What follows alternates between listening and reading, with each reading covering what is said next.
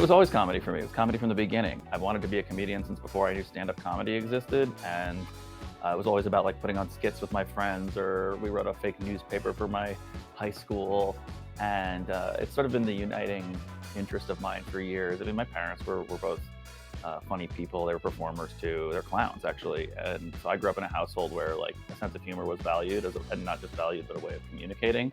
I was up late the other night researching the impacts of my diet on the climate crisis. I'm sorry, I said that wrong. I meant I have clinical depression.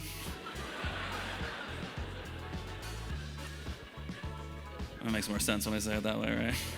I've had a lot of interests throughout the years, and believe it or not, in my early 20s, stand-up comedy was not immediately paying me a lot of money. And I went to film school. I wanted to make documentaries. I made some experimental films that I'm very proud of, and it's a really great space to work in.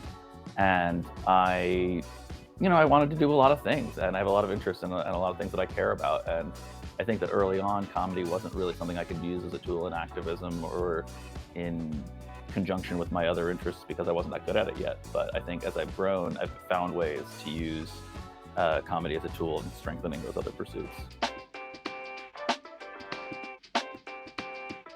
Those events are kind of like a ropes course, by which I mean like the high ropes. They're the hard mode for writing comedy about serious issues. I mean, I think the most difficult ones I've done were, the 9/11 memorial fundraiser. There was a keynote speaker at the annual fundraiser event, and he had a speech that had basically no jokes in it. And they said, we want a little levity. And bear in mind, this is the 9/11 memorial. I myself am a 9/11 survivor. I take it very seriously.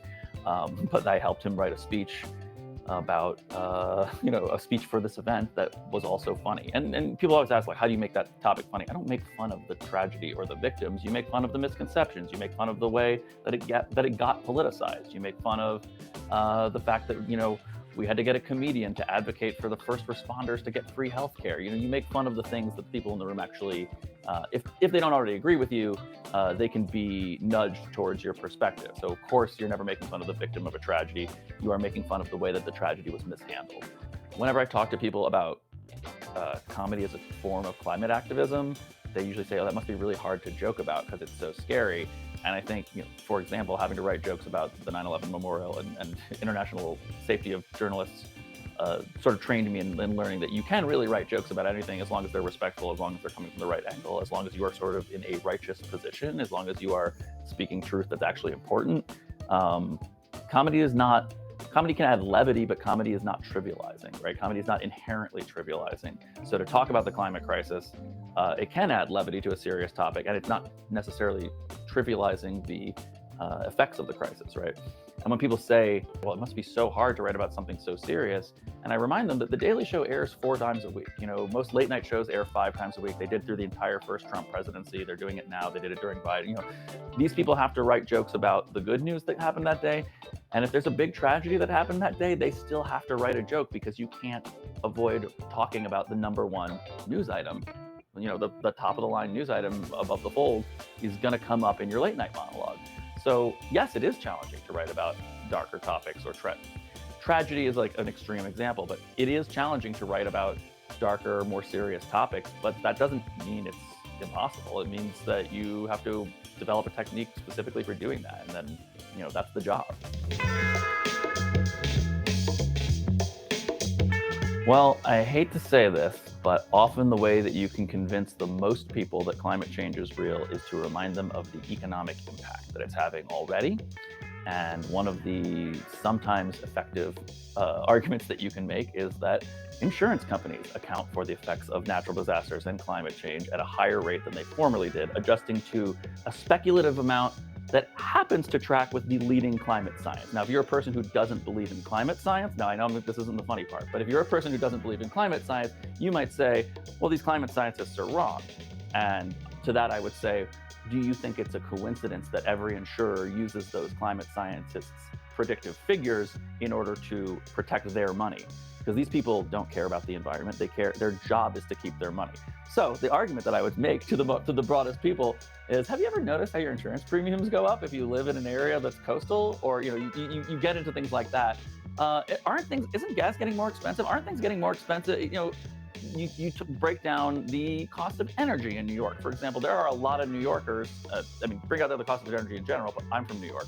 There are a lot of New Yorkers who don't support Democrats. They don't support anything remotely progressive. They would never say that climate change is their number one issue, but they do care that their electric bill has tripled in the past decade. And so you appeal to people by saying, hey, life is getting harder. This is hurting you already. As to how I would inspire them to become climate activists, everyone wants to be the hero. Everyone wants to be the rebel. You got to convince them that they've got to be humanity's savior before everyone else. It sucks, but Americans have exceptionalism poisoning, right? We need to take collective action to save our species, but we've been trained to believe that we're all Rambo. So you got to get up there and be like, you got to be the Rambo of the climate crisis. I think in terms of political sensitivity, I'm not even sure if I think that's true, because I think that there is a more cultural polarization than there has been in the past. But until anyone who says like you can't say things now or anything like that is extremely short-sighted, because you literally could go to jail for using profane language in the 1950s in comedy, right? The sensitivity, if anything, has gone drastically down in terms of like what you're allowed to do in media. I do think that some people are more likely to shut down because they are politically polarized, right? Where if they perceive something as messaging that goes against their, I'll use the word indoctrination, they would probably say beliefs or philosophy, depending on who you're talking to. If they perceive something that is supposed to be counter intel to their indoctrination, they will shut down sometimes. So there is the challenge of how do you find something universal that doesn't sound political to talk about, so that people will then engage with the topic without perceiving it as a party affiliation or a political tribal affiliation.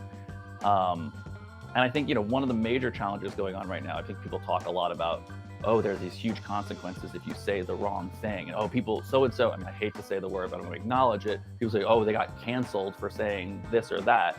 And, that's a pretty much made up concept. But the reason that people are afraid of experiencing these kinds of consequences in our current political and economic climate is not because you can lose your whole career for saying the wrong thing because people are so sensitive. It's because the cost of living is higher than it has ever been. It's harder to be an artist than it's ever been. So artists are incredibly vulnerable to economic destabilization.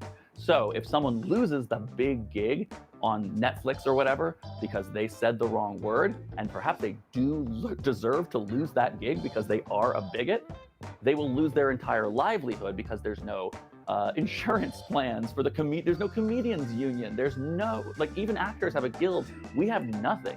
And most artists really don't have that economic framework. They don't have that financial stability to be challenged in that same way. And so that happens to people all across the political spectrum.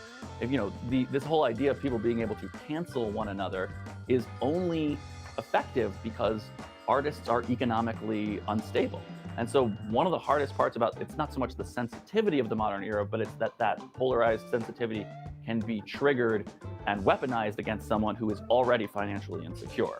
And so that actually does limit free speech in that way. And it's only effective because, again, the cost of living is higher than it's ever been before in America. And it's almost impossible to make a living doing art. So artists are constantly vulnerable to economic consequences for their creative work and for their beliefs.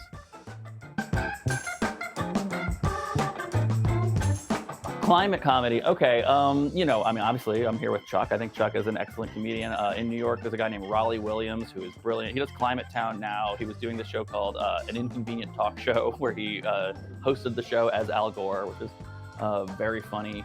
I love Josh Johnson. I think a lot of people are doing material that is about the climate crisis without branding themselves as doing that. And sometimes I actually think that's smart because, they're doing clubs and they're peppering it in with their other material and you get, a lot of information. But Josh is putting out 45 minutes a week right now. And so I would say he's covered it. He's covered it a number of times. I think he's doing a great job.